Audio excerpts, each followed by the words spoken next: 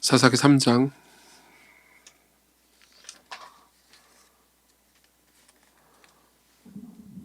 9절, 15절, 31절 9절, 15절, 31절 이렇게 세 절만 제가 봉독해 드리겠습니다. 9절, 15절, 31절 같이 보도록 하겠습니다. 참고로 9절, 15절, 31절은 전부 다 공통적으로 들어가 있는 단어가 있습니다. 뭔지 한번 생각해 보시면서 들어보십시오.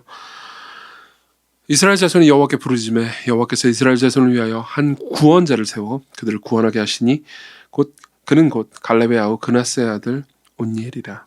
15절을 읽습니다. 이스라엘 자손이 여호와께 부르짖음에 여호와께서 그들을 위하여 한 구원자를 세우셨으니 그는 곧 베냐민 사람 게라의 아들 왼손잡이 에웃이라. 이스라엘 자손이 그를 통하여 모압 왕 에글론에게 공물을 바칠 때. 31절입니다. 에웃 후에는 아낫의 아들 삼갈이 있어 소문은 막대기로 블레셋 사람 600명을 죽였고 그도 이스라엘을 구원하였더라. 아멘. 공통점을 발견하셨나요? 공통적으로 들어있는 단어가 뭔지 발견하셨어요? 뭐죠? 네, 구원이라는 단어죠. 자, 보십시오. 우리는 이제 신앙생활을 하면서 자주 그 영적인 침체를 경험합니다. 지난주에도 이제 우리가 봤지만은, 그러니까 전 세대에 비해서 다음 세대가 영적인 침체를 경험한다라는 이야기를 지난주 이제 사사기 시간에 했잖아요. 근데 이제 오늘도 생각해 볼 것은 우리가 자주 영적인 침체를 경험한다는 겁니다.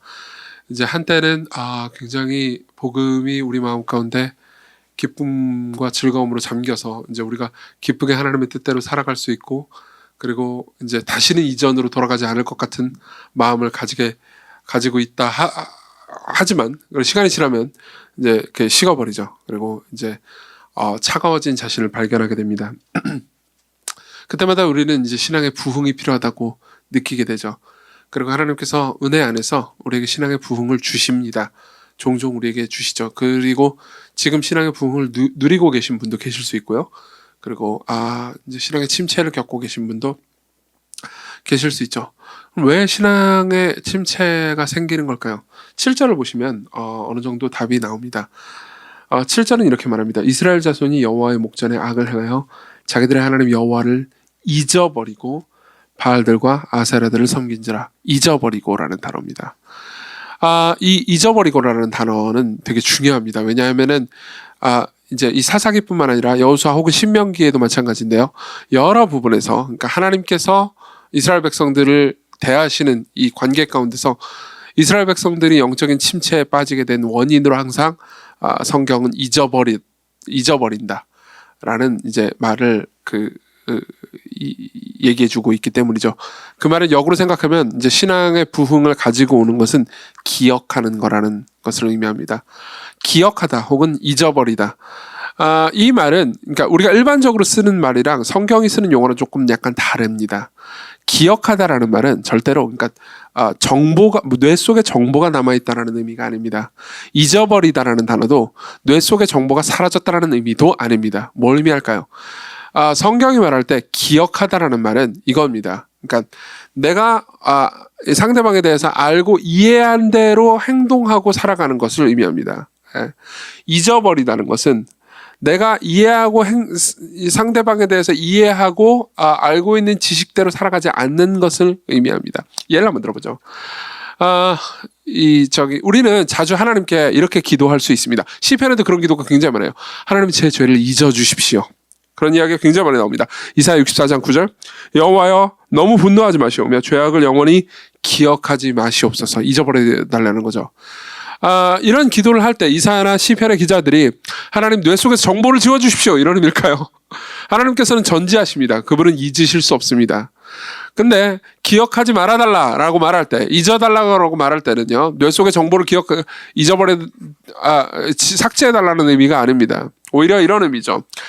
하나님께서 저를 알고 계십니다. 제가 어떤 죄를 저질렀는지 알고 계십니다.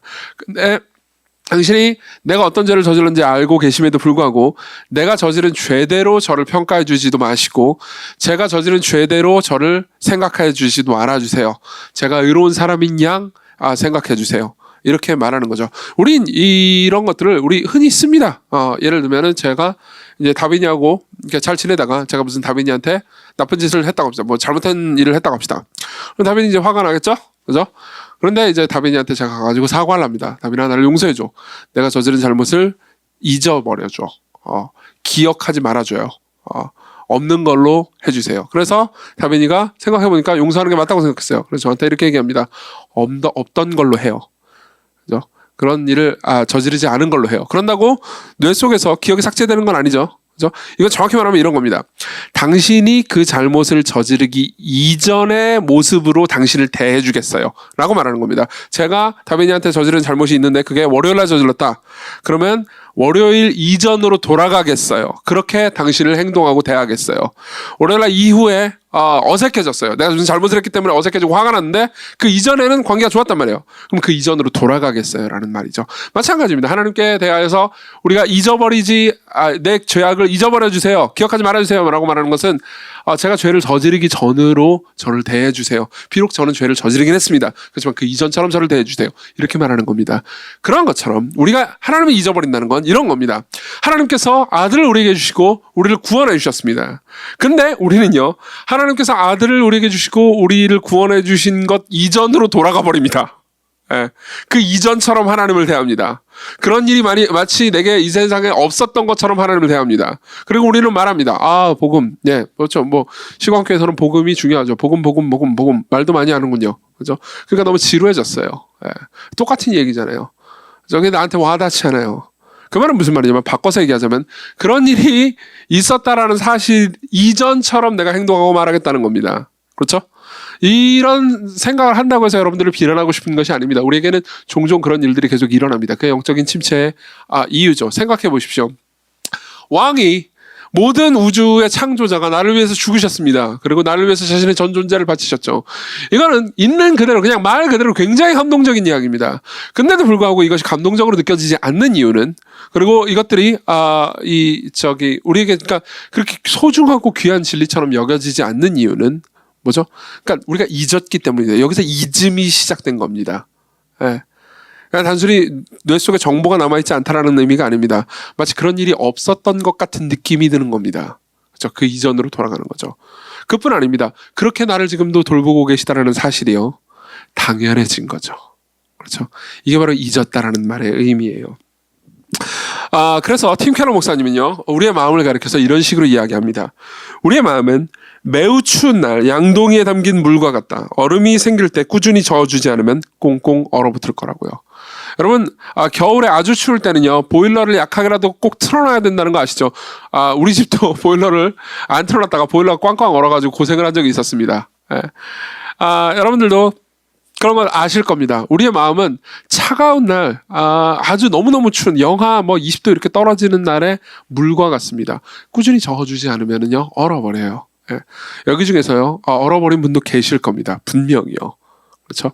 그럼 이제 복음의 뜨거운 은혜로 말미암아서 다시 녹여질 필요가 있는 거죠. 그래서 사도 베드로는요, 우리한테 이렇게 얘기해 줍니다. 이런 것이 없는 사람은, 그죠? 선한 행동이 없는 사람은 맹인이라 멀리 보지 못하고 그 다음 잘 들어보세요. 그의 옛 죄가 깨끗하게 된 것을 잊었느니라, 이렇게 얘기합니다. 이거 참 놀라운 말입니다. 계속해서 죄를 저지르는 사람은, 그죠? 나쁜 놈이다, 이렇게 말하지 않습니다. 계속해서 죄를 저지르는 사람은 그의 죄가 용서받았다는 걸 잊었다, 이렇게 얘기하는 거예요. 그죠? 그럼 우리는 물을 수 있습니다. 아니, 내 죄가 용서받았다는 거 저 안 잊었는데요. 근데 이렇게 생각하는 겁니다. 내 죄가 용서받았다는 걸요, 그냥 화석화된 지식으로 남아져 있다. 그죠? 그래서 네 죄가 용서받았다는 것이 얼마나 큰 의미인지 네가 그러니까 마음으로 그 죄가 용서받기 이전처럼 돌아가 버렸다, 이렇게 얘기하는 겁니다. 또 읽어드릴게요. 베드로서 1장 12절. 그러므로 너희가 이것을 알고 이미 있는 진리에 서 있으나 내가 항상 너희에게 생각하게 하려 하노라. 너희들이 이 모든 것들을 알고 있다. 이미 너희들은 복음의 진리에 서 있다. 그렇지만 난 다시 말해주겠다. 그래서 너희에게 생각하게 하려 하노라. 이렇게 얘기하는 거죠. 자, 이게 부흥의 비결입니다.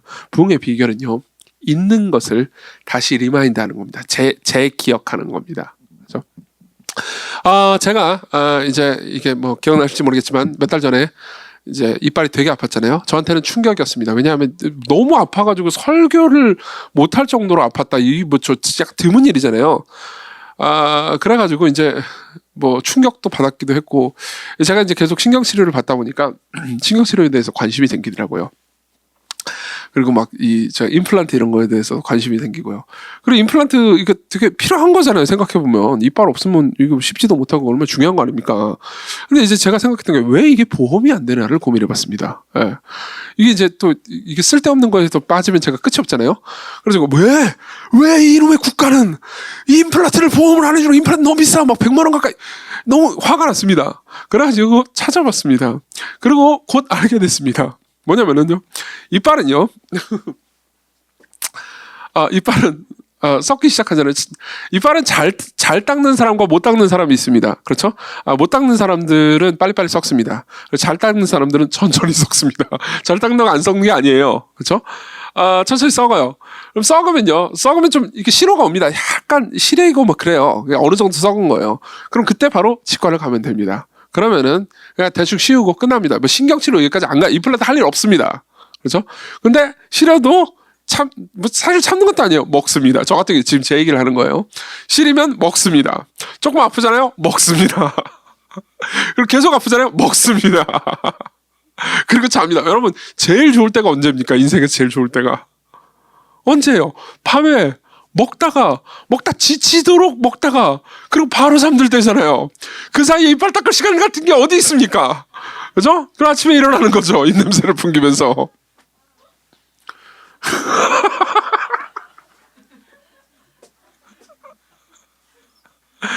전부 다 끔찍하다는 모습으로 쳐다보고 계신데 지금 안 그래. 지금 밤에 이빨 닦고 그만합시다. 그래서 이렇게 전반적으로 공부를 해본 결과 어떤 한 결론이 나왔습니다. 뭐냐면요, 6개월에 한 번씩 치과를 꼬박꼬박 가서 검진을 받잖아요. 그럼 절대 임플란트 할 일이 없다는 것을 알게 됐습니다. 그리고 깨달았죠. 임플란트에 보험을 적용해주면 안 되겠군. 무슨 말인지 이해되십니까? 계속 아픈 이유는요, 간단합니다. 왜 그렇습니까? 안 가기 때문입니다. 사실 이제 기억하지 않는 거죠. 사실 이스라엘 백성들의 삶도 비슷했습니다. 우리들의 삶도 비슷하죠. 예. 우리는 어느 정도 신호를 알고 있습니다. 삶에서요. 여러분들이 신앙생활을 합니다. 그리고 약간 이 정체되고 침체된 느낌이 들 때가 있습니다. 분명히 지금 그 느낌을 가질 때가 있는 분들이 계실 겁니다. 물론 이 중에서는요, 이 설교를 들으시는 분들 중에서는 사실 그런 분들은 이 설교를 안 듣고 계실 확률이 훨씬 높긴 한데, 거의 영혼의 신경치료가 필요할 정도로 영혼이 망가진 사람들이 있습니다. 그렇죠? 너무너무 막 신앙도 그렇고 완전히 망가진 분들이 계십니다. 근데 그 이전에요. 그렇게 되기 전까지, 그렇죠? 그런 분들은 이제 뭐 교육자들이 쫓아다니면서 영혼의 신경치료를 해줘야겠죠? 그렇지만 그 이전에 이제 여러분들도 감이 올 때가 있습니다. 지금 내가 큰 은혜 가운데 있을 때보다는 좀 약간 이렇게 돼 있구나. 그러면 이제 우리는 기억해야 될 필요가 있는 거죠. 근데 하나님께서는 우리가 이 문제를 스스로 해결하도록 늘 내버려 두시기만 한 것은 아닙니다. 그러니까 우리가 우리의 영혼을 우리 스스로 책임지려고 한다면 우리는 다 지옥에 가게 될 겁니다. 하나님께서 우리를 돌보시죠. 근데 하나님께서는 그 돌보시는 과정을 몇 가지 방법을 사용하십니다. 정확히 말하면 3가지를 보내십니다. 예. 이 본문을 통해서 우리 전체에 읽는 본문은 7절부터 끝절까지거든요. 전체 본문은 7절부터 끝절인데 3명의 사사 이야기가 나옵니다. 이 3명의 사사 이야기를 통해서 우리가 알 수 있는 게 있습니다. 하나님께서 끊임없이 보내신다는 거예요. 뭘 보내시냐면요, 첫 번째 문제를 보내십니다. 그리고 두 번째 리더를 보내십니다. 그리고 세 번째 하나님을 보내십니다. 하나씩 얘기해 드릴게요. 첫 번째 문제를 보내십니다. 우리 삶에서요, 우리의 영혼이 침체될 때, 다시 말하면 이제 부흥이 필요한 시기예요. 하나님께서는 항상 문제들을 보내십니다. 예를 들면요, 8절을 봅시다. 8절을 보면은 여호와께서 이스라엘에게 진노하사 그들을 메소포타미아 왕 구산 리사다임의 손에 파셨으므로 이스라엘이 구산 리사다임을 8년 동안 섬겼더니, 그죠? 12절도 봅시다. 이스라엘 자손이 또 여호와의 목전에 악을 행하니라. 이스라엘 자손이 여호와의 목전에 악을 행함으로 여호와께서 모압 왕 에글론을 강성하게 하사 그들을 대적하게 하시매, 이렇게 얘기합니다. 자, 보십시오. 2절 전부 다 이렇게 얘기합니다. 하나님께서 메소포타미아 왕 그리고 모압 왕 에글론을 강성하게 했다. 그래서 이스라엘을 곤경에 빠뜨리겠다. 자, 보십시오.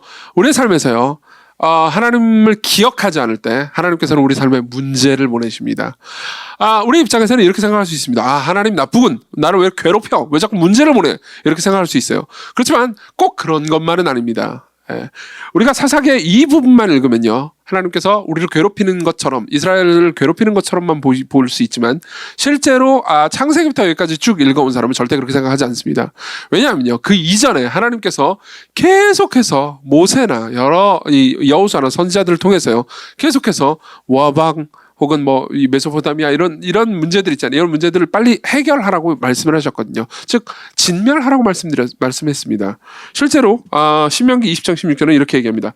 오직 네 하나님 여호와께서 네게 기업으로 주시는 이 민족들의 성읍에서는 호흡인 자를 하나도 살리지 말지니 곧 헷 족속과 아모리 족속과 가나안 족속과 브리스 족속과 히위 족속과 여부스 족속을 네가 진멸하되 네 하나님 여호와께서 네게 명령하신 대로 하라.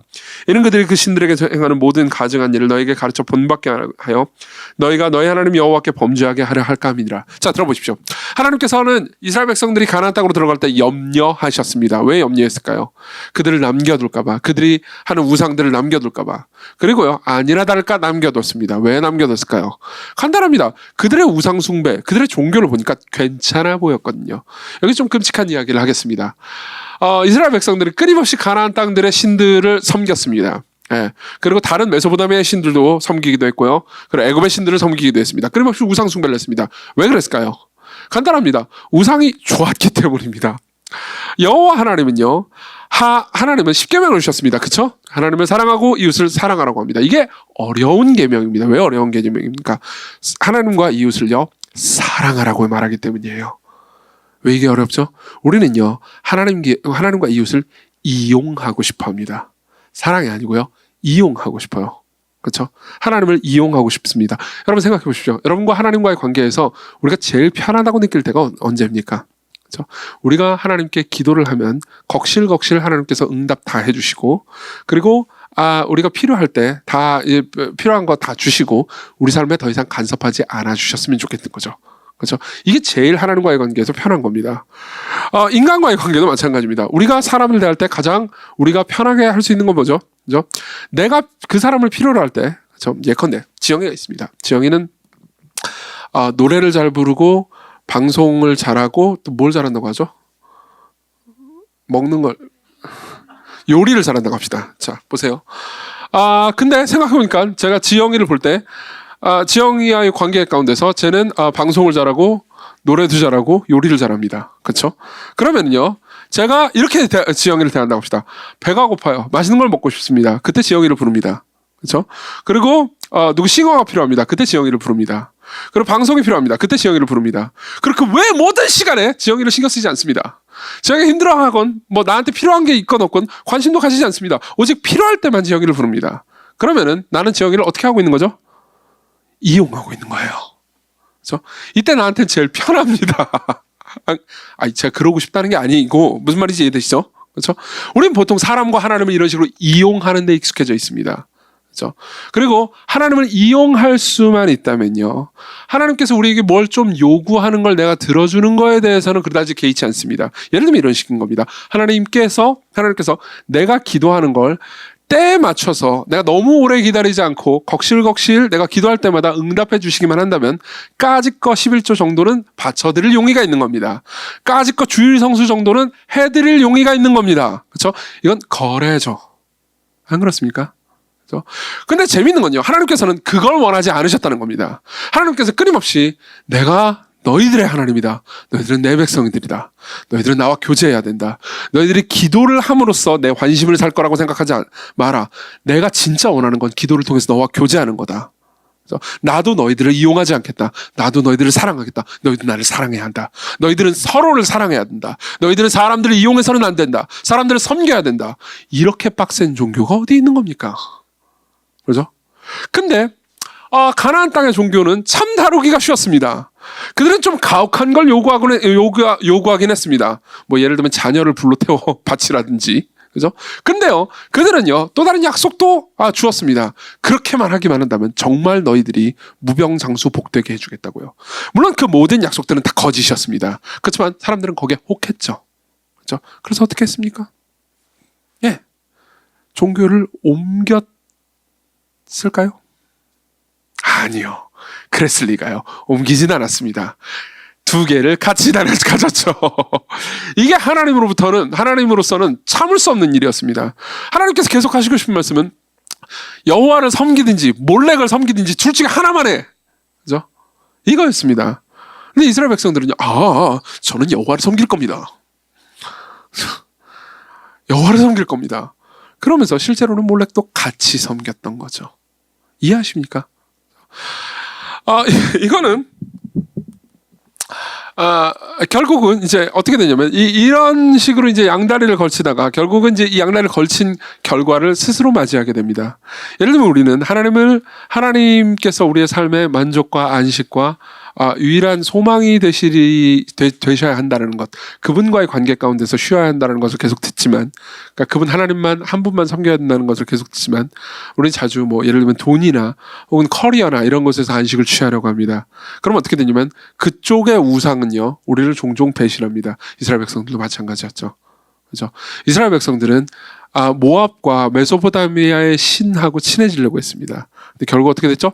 모압과 메소포타미아가 그들을 침략했던 거죠. 그렇죠? 이러므로써 그들이 우상에서 쉴 수 없다라는 것을 하나님께서 알려주시는 겁니다. 이게 문제를 보내시는 거예요. 근데 그 문제는요, 본인들이 자초한 겁니다. 그렇죠? 재밌는 거는요, 우리가 필요하다고 생각했던 모든 것을 우리가 가졌다고 생각할 때 사실은 하나님께서 우리를 뺏으시는 것을 보게 된다는 겁니다. 제가 오전에도 이제 유발 하라리를 잠깐 언급했는데요. 이분의 책을 제가 많이 읽었습니다. 근데 이분의 책을 읽고 나서 할 말이 너무너무 많습니다. 제가 지금까지 설교하면서 안 하려고 되게 많이 노력을 했는데 한 가지만 하겠습니다. 유발 하라리는 간단하게 얘기하면 이 사람 무신론자입니다. 간단하게 얘기하면 인류가 모든 걸 해결했다고 생각합니다. 인류가 진짜 말 그대로 모든 걸 해결했다고 생각합니다. 예를 들면 이제 호모데우스라는 책의 주제는요, 그러니까 인간 신이라는 뜻이에요. 그러니까 더 이상 인간은 신이 필요 없다. 인간이 모든 걸 통제하는 신이 되어 가고 있다. 그리고 인간이 모든 걸 통제하는 신이 되어 가기 위해서 뭘 해야 되는지를 고민하자. 이런 내용입니다. 간단하게 얘기하면 좀 그걸 복잡하게 많이 길게 써놓긴 했어요. 그래서 그 책의 첫 부분에 보면 이런 이야기가 있습니다. 들어보십시오. 참고로 이건 2017년도작입니다. 기아, 역병, 전쟁은 언제나 이 목록의 최상위에 있었다. 인간이 컨트롤하기 어려운 목록에. 때때로 인류는 모든 신과 천사와 성자에게 기도했고 수없이 많은 도구와 제도와 사회 시스템을 발명했다. 하지만 굶주림, 전염병, 폭력으로 수백만 명씩 계속 죽어갔다. 많은 사상가와 예언자들이 기아, 역병, 전쟁은 신의 거대한 계획 또는 불안정한 인간 본성의 일부라서 세상의 종말이 오지 않는 한 인류는 이 문제들에서 자유롭지 못할 거라는 결론에 이르렀다. 하지만 세 번째 천년이 밝아올 무렵 2000년대 될 때 인류는 놀라운 사실을 깨닫는다. 대부분의 사람들은 좀처럼 생각하지 않는 일이지만 지난 몇십 년 동안 우리는 기아, 역병, 전쟁을 통제하는데 그럭저럭 성공했다는 것이다. 물론 완전히 해결한 것은 아니지만 이 문제들은 이제 자연에 불가해하고 통제 불가능한 폭력이 아니라 관리할 수 있는 문제가 되었다. 이제 어떤 신이나 성자에게 이 문제들로부터 우리를 구해달라고 기도할 필요가 없다. 우리는 기아, 역병, 전쟁을 막으려면 무엇을 해야 하는지 잘 알고 있고 막아낼 수 있다. 그렇죠? 그리고 나서 2년이 지나고 코로나가 터졌습니다. 우리가 잘 막아내고 있나요? 어쩌면 유발 하라리는 이렇게 말하고 싶을 수도 있습니다. 백신을 만들었잖냐? 맞아요. 좋습니다. 백신을 만들었습니다. 백신이 이 팬데믹에서 우리를 구해줄 것이다. 그리고 이 팬데믹에서 우리를 구해줄 그 백신은 우리의 손으로 우리의 힘으로 만들었다라고 말할지도 모릅니다. 그렇지만 우리는 발견했습니다. 이미 만났습니다. 팬데믹의 기간 동안 우리를 괴롭힌 건 질병보다는 징후였다는 걸요. 안 그렇습니까? 여러분들이 팬데믹 기간 동안 제일 힘들었던 게 병이었습니까? 여기 이 현장에만 모여있는 분들만 해도요, 코로나에 걸린 분들은 한 명도 없습니다. 맞죠? 근데도 불구하고 이 기간 내내 힘드셨죠? 왜 그랬죠? 여러분들이 코로나에 걸려서요? 아니요. 공포 때문에 힘들었습니다. 그렇죠? 징후 때문에 힘들었죠. 그렇죠? 내가 걸려서 누군가가 나를 미워하게 되지 않을까? 언론에 오르게 되지 않을까? 여러분들이 진짜 힘들었던 건 이거 아니었나요? 인간이 이걸 통제했나요? 아니요. 그렇지 않습니다. 제가 유발 하라리에 대해서 더 많이 말할까봐 염려되기 때문에 일단은 여기까지만 얘기하겠습니다. 사실 읽다 보면 재밌는 것들이 훨씬 더 많습니다. 근데 간단하게 정리하자면 이렇습니다. 인간은요, 자신이 소망을 두고 바라고 있는 많은 것들을, 수도 없이 많은 것들을 만들어냈습니다. 그리고 그 수도 없이 많은 것들로부터 배신당했죠. 여러분들이 돈으로부터 구원을 받고 돈을 통해서 구원을 받고 싶습니까? 돈은 여러분들을 배신할 겁니다. 사람을 통해서 구원받고 싶으십니까? 그 사람이 여러분들을 배신할 겁니다. 사사기의 메시지가 계속 그렇습니다. 그러면은 이제 문제를 하나님께서 보내십니다. 문제를 보내셔서 우리의 진정한 문제가 무엇인지 깨닫게 하세요. 사실 그 진정한 문제는 우리 안에 있는 죄죠. 그러면 그걸로 그치나요? 아니요. 하나님께서는 그 모든 걸로부터 우리를 구원해 주십니다. 뭘로 구원해 주시죠? 리더를 보내십니다. 사사들을 보내시죠. 사사들을 보내십니다. 재밌는 거는요, 이 사사들을 보내시는 장면 어느 부분에서도 이스라엘 백성들이 진정으로 회개했다라는 증거는 보이지 않는다는 겁니다. 그런데도 불구하고 구원자를 보내시긴 합니다. 자, 여기서 우리는 하나님의 자비로움을 발견할 수 있습니다. 생각해 보십시오. 여러분들이 삶을 삽니다. 그리고 여러분들이 기도를 하기도 합니다. 그렇죠? 우리는요, 삶에서요, 기도를 통해서 우리의 욕망을 발견할 수 있습니다. 여러분들은 기도를 통해서 여러분들의 진정한 욕망이 무엇인지 알 수 있습니다. 먼저 얘기해 드릴게요. 여러분들이 평상시에 기도를 하나도 안 하다가 힘들 때만, 뭘 잃어버릴 때만 기도를 하잖아요. 그러면 여러분들의 신이 무엇인지 직시할 수 있습니다. 여러분들이 잃어버리고 싶어 하지 않는 바로 그것이 여러분들의 신입니다. 그렇죠? 여러분들은 너무 비난한다고 생각하시나요? 저도 마찬가지입니다. 저도 이제 평상시에 열심히 기도를 하려고 노력은 하지만 제가 제일 열심히 기도할 때가 언제일 것 같습니까? 물론 여러 가지 때가 있습니다. 근데 지난 10년간을 생각해 보잖아요. 그러면 제가 제일 눈물을 뿌리면서 무슨 너무너무 힘들게 그렇게 기도하고 밤새가면서 기도할 때가 있었습니다. 다 언제였겠습니까? 우리 교회가 힘들어질 때였습니다. 시건교회가 힘들어질 때마다 그랬던 거죠. 물론 여러분들이 이렇게 해석하실 수도 있을 겁니다. 저분이 참 교회를 사랑하시는구나. 그래서 교회를 섬기려고 교회가 힘들 때마다 눈물을 뿌리면서 기도했구나. 라고 좋게 해석하실 수 있겠지만 저는 제 마음을 알기 때문에 좋게 해석이 잘 안 됩니다. 이런 거죠. 그렇죠? 시건교회를 내가 개척했고 여기에 내 모든 명예가 달려있고 여기에 내 모든 성취가 달려있어. 실제로 생각하면, 인간적으로만 생각하면 얼마인지 그렇지 않겠습니까? 갑자기 이 교회가 없어졌다고 합시다. 그럼 저는 아무것도 아닌 겁니다. 그렇죠? 예. 지금 제가 앉아있는 저 큰 방도 없어집니다. 햇볕이 잘 들어오는 저 방이요. 그렇기 때문에 제가 그것을 우상을 삼고 잃어버리지 않으려고 몸부림치고 있는 것은 아닐까요? 라고 스스로에게 말해보는 겁니다. 그렇죠? 어느 정도는 그런 면이 있습니다. 근데 재밌는 건요, 지난 10년간의 역사에서도 그렇고요. 저 교회를 제가 섬기는 과정 중에서, 그리고 사사기의 역사도 비슷합니다. 그때마다 항상 제가 하는 모든 기도가 진정으로 하나님께로부터 돌이키는 기도는 아니었던 것 같기도 합니다. 왜냐하면은 그런 위기가 다 사라지면 또다시 기도를 별로 안 하는 걸로 돌아가곤 했기 때문입니다. 물론 발전이 없었던 건 아닙니다. 그러면서 차츰차츰 기도를 배워가긴 했습니다. 그래서 저도 10년 동안, 그러니까 이건 제가 괜찮다는 의미가 아니고 하나님께서 제게 어떻게 은혜를 베푸셨는지에 대한 간증이기도 합니다. 10년 동안 성화되어 가고 있다라는 생각이 듭니다. 너무너무 감사한 일이죠. 그리고 그 모든 일을 해냈던 것은 하나님의 은혜고요. 그리고 복음이 제게 말해준 진리 때문이었습니다. 하지만 이 사사기의 내용을 보잖아요. 그리고 우리 인생이나 제 인생도 마찬가지인데요. 그때마다 괜찮은 회개를 한 건 아닙니다. 근데도 불구하고 하나님께서는 그때마다 구원을 해주셔요. 참 놀랍죠. 하나님 보시기에 속이 빤히 들여다보이는 이상한 하나님을 이용하려고 하는 기도도 하나님께서 들어주신다는 사실이 놀랍지 않습니까? 그렇죠? 그럼 하나님께서 어떤 방식으로 구원을 해주셨습니까? 3명의 사사를 보내줍니다. 나중에 집에 가셔서 3장을 다시 한번 읽어보십시오. 3명의 사사를 요약해드리겠습니다. 첫 번째는요, 온니엘입니다. 온니엘은 유다 지파의 사사였고요. 괜찮은 사사였습니다.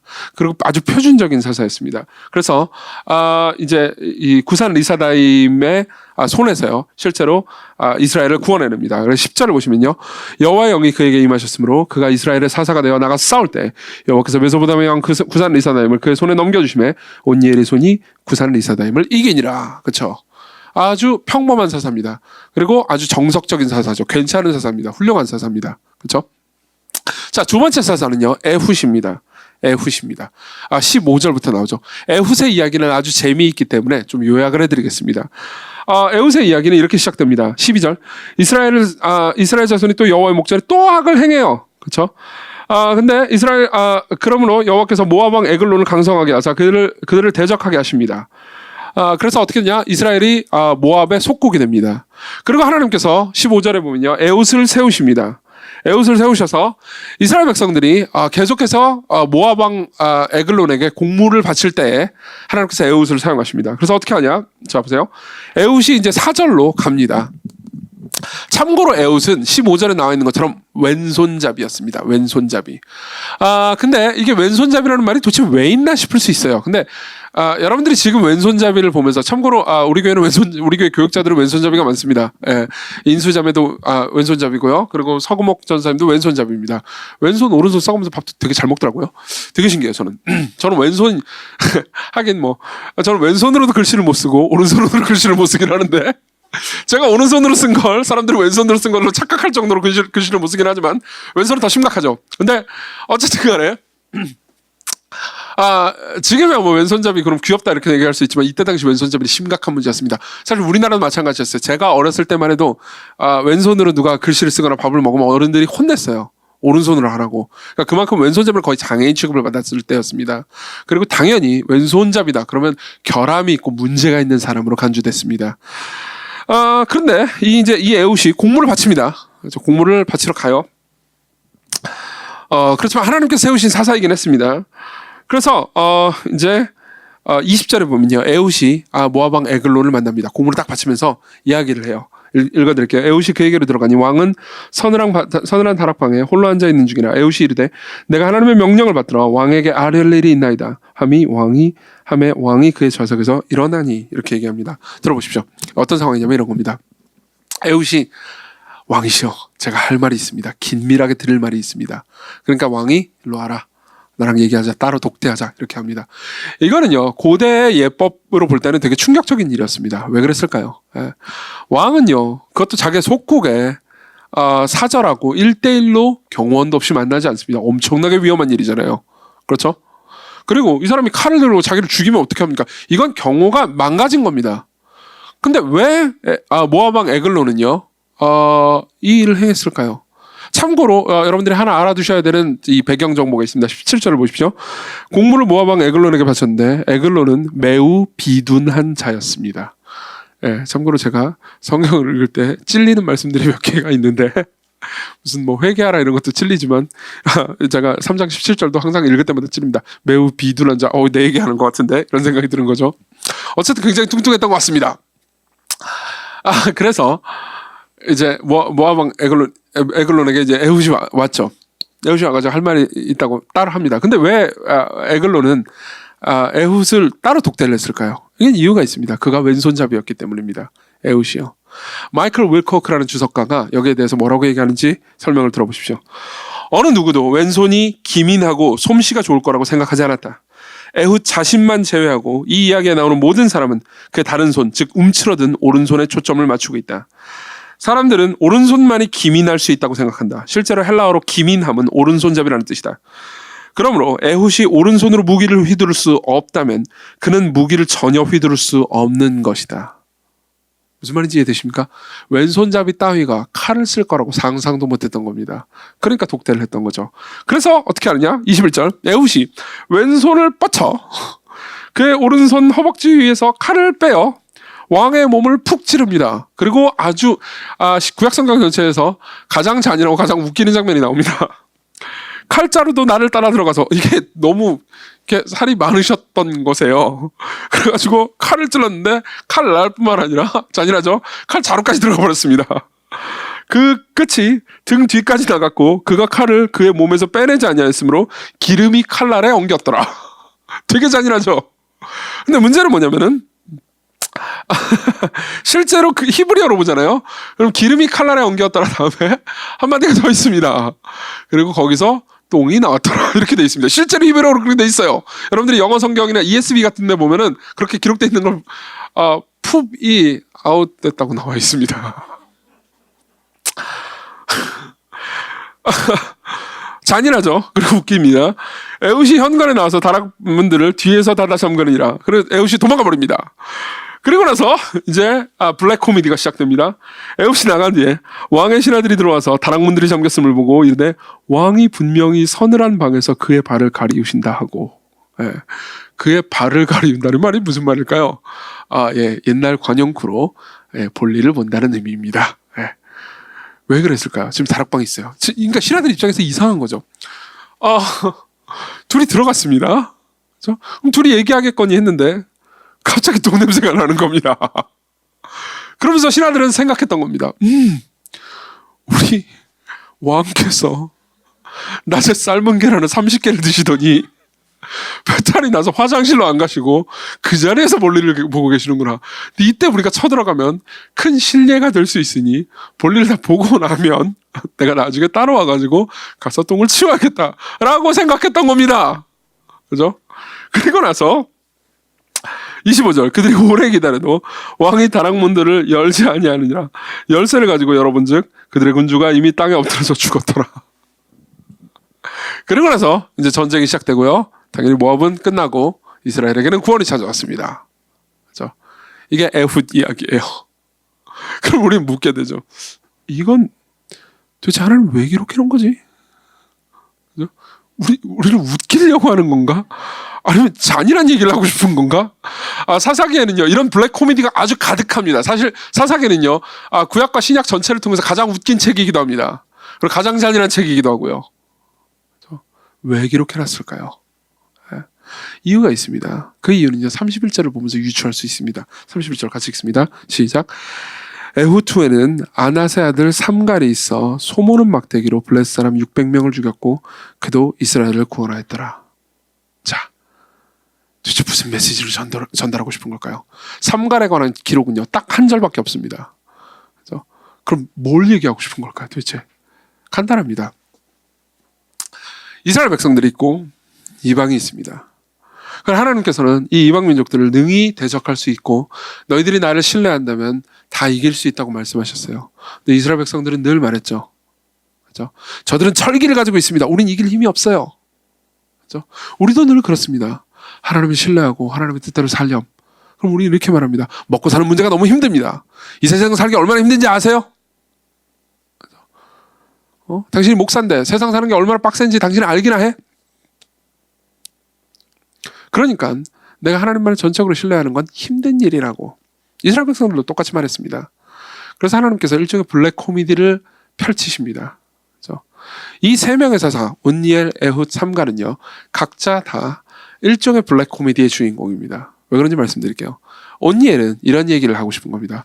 온니엘이 정석적인 사사입니다. 괜찮은 사사입니다. 근데 11절을 보십시오. 11절을 보면요. 온니엘 이야기의 끝은 이렇게 끝납니다. 그 땅이 평안한 지 40년에 그나스의 아들 온니엘이 죽었더라. 자, 보십시오. 하나님께서는요. 리더를 보내신다고 합니다. 그렇죠? 리더를 보내서 그들을 구원해 주셨어요. 사사를 보내서 그들을 구원해 주셨습니다. 근데 그 사사는 어떻게 됐죠? 죽었습니다. 그렇죠? 이 말을 통해서 하고 싶은 얘기가 뭡니까? 하나님께서 이렇게 말씀하고 싶은 겁니다. 내가 승리를 준 거다. 내가 승리를 준 거다. 온니엘은 물론 훌륭한 사사였지만 온니엘이 너에게 승리를 준 게 아니다. 온니엘은 그냥 죽는 존재인 거다. 내가 온니엘을 사용한 거다. 근데도 불구하고 이스라엘은 못 알아먹었습니다. 그렇죠? 그래서 어떻게 했냐? 왼손잡이를 쓰겠다. 너희들은 일반적으로 왼손잡이를 장애인이라고 생각하고 아무것도 못하는 존재라고 생각하지 왼손잡이라도 쓰겠다. 그리고 그걸 가장 웃기는 방식으로 해내겠다. 그 강성한 모압왕 에글론을 보면 사람들은 겁에 떨려서 아주 겁에 질렸을 겁니다. 지금이야 이렇게 비둔한 사람이 약간 이 개그의 대상이 되기도 하고 저도 저 스스로를 개그의 대상으로 삼기도 하지만 이때 당시는 비둔한 사람을 개그의 대상으로 보지 않았습니다. 아무도 그렇게 보지 않았어요. 두려워했죠. 몸집이 크잖아요. 그럼 무서워했습니다. 헤비급으로 생각했습니다. 그렇죠? 그리고 박현진 목사님은 그렇게 생각하지 않았습니다. 예, 표정이 안 좋네요. 어쨌든 이거 잘라주세요. 지금 이거 잘라주세요. 그때는 그렇게 생각했습니다. 근데 이렇게 그냥 허무하고 웃기게 죽어버렸습니다. 그렇죠? 이걸 통해서 계속 무슨 메시지를 전달하고 싶은 겁니까? 힘이 너를 구원해 주는 게 아니라고 말해 주는 겁니다. 그래도 못 알아들으니까 31절에 이 얘기까지 하시는 겁니다. 내가 마음만 먹으면 하나님께서 말씀하시는 거예요. 내가 마음만 먹으면 소모는 막대기로 그렇죠? 600명을 죽일 수 있느니라. 이거는 여러분들이 이렇게 이해하시면 안 됩니다. 31절을 보고 위대한 삼갈 이렇게 능력이 있어서 소모는 막대기로 600명을 죽이다니, 그 얘기를 하는 게 아니에요. 완전히 그건 반대로 읽은 겁니다. 이 얘기를 읽으면서 하나님께서는 지금 하나님께서 이렇게 말씀하시는 거예요. 철기가 없어서 진다고? 철기는 개뿔, 소모는 막대기만 있으면 다 죽일 수 있단다 라고 얘기를 해주는 겁니다. 한 명이 600명을 죽이는데 소모는 막대기 하나밖에 필요하지 않았습니다. 그렇죠? 이걸 통해서, 즉 리더들을 통해서 하시고 싶은 말씀이 이겁니다. 우리는 우상 없이 살 수 있습니다. 하나님께서 우리 삶을 돌보십니다. 그걸 염려하지 말라고 하십니다. 하나님께서 너희들을 사랑하는 것을 너희들이 의심하지 말라고 말씀하시는 겁니다. 내가 너희들과 함께하노라. 내가 너희들을 위해서 아들을 주었노라. 내가 너희들을 돌보고 있노라. 너희들이 다른 것에서 안식처와 소망을 둘 필요가 없다. 나만 섬겨라. 나를 사랑하라. 그리고 이웃을 사랑하라. 이 얘기를 하고 싶은 거죠. 그래서 여기 있는 모든 사사는요, 세 번째입니다. 하나님께서는 이제 하나님을 보내십니다. 여기 있는 모든 사사들은요, 이 사사들이 사람들을 구원해냅니다. 그렇지만 이 사사들은 한계가 있는 존재로 사람들을 구원해냅니다. 첫 번째 사사는 어떻죠? 죽었습니다. 그건 뭘 의미하죠? 우리에게는 죽지 않는 리더가 필요합니다. 두 번째 사사는 어떻죠? 왼손잡이였습니다. 우리는 연약하지만 사람들의 기대를 뒤엎는 그런 리더가 필요합니다. 세 번째 사사는 어떻죠? 세 번째 사사는요, 마찬가지로 연약한 사사입니다. 에웃에게 주는 메시지하고 똑같은 메시지를 우리에게 주는 거죠. 그러면서 마이클 윌코크가 쓴 사사기 강해라는 책을 나중에 한번 읽어보십시오. 사사기를 공부하는 데 아주 도움이 될 만한 책입니다. 여기에 대해서 이제 이런 식으로 결론을 내립니다. 그분이 가장 가망 없을 듯한 방법을 택하신다 해도 놀랄 필요가 없다. 심지어 궁핍함이나 질병, 좌절이나 실패 같은 왼손잡이적인 것들이 그분의 통치 도구가 되는 것을 발견한다 해도 말이다. 사사이신 하나님이 육신을 입고 오셨을 때 고운 모양도 없고 풍채도 없은즉 우리의 보기에 흠모할 만한 아름다운 것이 아무것도 없이 멸시를 받아서 사람들에게 실어버린 바 되는 그런 왼손잡이 같은 사람으로 오시리라고 누가 예측했겠는가, 이렇게 얘기합니다. 자, 들어보십시오. 이런 얘기를 하고 있는 겁니다. 모든 사사들은요, 손가락입니다. 손가락으로 달을 가리키는 거죠. 그리고 사람들은 그 손가락을 보면서 저 손가락이 멋있군 이라고 생각합니다. 실제로 손가락은 달을 가리키고 사람들은 달을 쳐다봐야 되는데, 사사기를 보면서 이 용감한 사사들 이렇게 생각하면요, 우리는 완전히 잘못 보고 있는 겁니다. 그렇죠? 여러분들은 이 모든 사사들이 가리키고 있는 진정한 사사를 보실 필요가 있습니다. 예수 그리스도요. 그분은 죽지 않는 사사입니다. 그분은 연약함으로 오셨지만 모든 강자와 사탄과 그의 사자들과 죄와 사망을 이기신 챔피언이십니다. 그분을 바라보라는 게 사사기의 메시지죠. 이쯤 되면 설교를 끝내야 되는데 한 가지만 얘기하고 마치겠습니다. 그걸 통해서 사사기의 메시지가, 이 단락이 여러분들에게 요구하는 게 있습니다. 요구하는 건 뭘까요? 헌신입니다. 헌신입니다. 여러분들은 헌신이라는 단어를 어떻게 생각하시나요? 제가 여러분들에게 헌신해라. 그럼 여러분들은요, 헌신해라라는 말로 이해하지 않습니다. 선행을 해라. 뭘 갖다 바쳐라. 라고 이해합니다. 여러분, 헌신해라. 그럼 뭘로 들리나요? 헌금 내라 하고 거의 동의어처럼 느끼지 않습니까? 그렇죠? 헌신해라. 그러면은 모임 나와서 시간 투자해라는 말과 비슷하게 느끼지 않습니까? 그런 의미가 아닙니다. 헌신해라는요. 그렇죠? 많은 사람들은 내 시간과 내 돈과 내 삶의 일부를 하나님께 투자함으로써 하나님께로부터 무언가를 받아내려고 합니다. 이거는요, 헌신이 아니에요. 거래죠. 나를 드리는 게 아닙니다. 나의 일부만 드리는 거예요. 그렇죠? 나의 일부만 드리는 겁니다. 내 돈 11조 내주지. 11조는 10분의 1을 드릴 뿐입니다. 주일 성수 해주지. 7분의 1을 드릴 뿐입니다. 근데 예수께서는요, 헌신을 요구하십니다. 그럼 여러분들이 이렇게 물어볼 수 있을 겁니다. 그러니까 일주일 내내 교회를 나오라고요? 아니요. 그런 의미가 아닙니다. 헌신은 이런 의미입니다. 예수 그리스도께서 여러분들에게 말씀하십니다. 내가 너에게 모든 걸 주었다. 너도 나에게 모든 걸 주렴. 그럼 우린 말하죠. 제가 줄 수 있는 게 죄밖에 없는데요. 그래, 좋다. 그럼 네 죄를 내게 가지고 와라. 내가 너를 용서해 주겠다. 그리고 내 안에서 쉬어라. 나를 이용하려고 들지 말아라. 너는 나를 이용할 필요가 없단다. 왜냐하면 네가 나를 이용할 필요 없이 나는 너를 돌보고 있단다. 넌 나를 이용할 필요가 없어. 왜냐하면 내가 나의 전 존재를 너에게 이미 주었거든. 너에게 제일 좋은 방식으로 내가 행동하고 사고하고 너를 돌보고 있단다. 그러니까 넌 나를 이용할 필요가 없어. 그저 나를 의지해라. 나를 사랑해라. 내가 너를 사랑하고 있다. 그리고 우리는 이해하게 됩니다. 뭘 이해하게 되죠? 그분이 우리에게 헌신을 요구하는 것, 그건요, 이미 그분이 우리에게 헌신했기 때문에 요구하신다는 걸요. 그리고 생각하게 됩니다. 여러분 생각해 보십시오. 재산이 한 100조 정도 되는 사람이 여러분들에게 다가옵니다. 당신의 모든 걸 주십시오. 내가 당신에게 모든 걸 주겠습니다. 근데 생각해 보니까 여러분들의 재산은 한 1억 정도의 빚만 있습니다. 그럼 여러분들은 묻습니다. 제가 재산이라는 게요, 뭐냐면 마이너스입니다. 1억이에요. 마이너스 1억 보증금. 그 단데요. 그러면 100조짜리 부자가 여러분들에게 말합니다. 그래요, 좋습니다. 당신의 빚과 내 재산을 합치죠. 당신의 모든 걸 가지고 오십시오. 당신의 빚을 가지고 오십시오. 나는 내 재산을 가지고 오겠습니다. 이걸 가리켜서 신학적 용어로 우리는 그리스도와의 연합이라고 부릅니다. 그분께 여러분들의 모든 것을 바치십시오.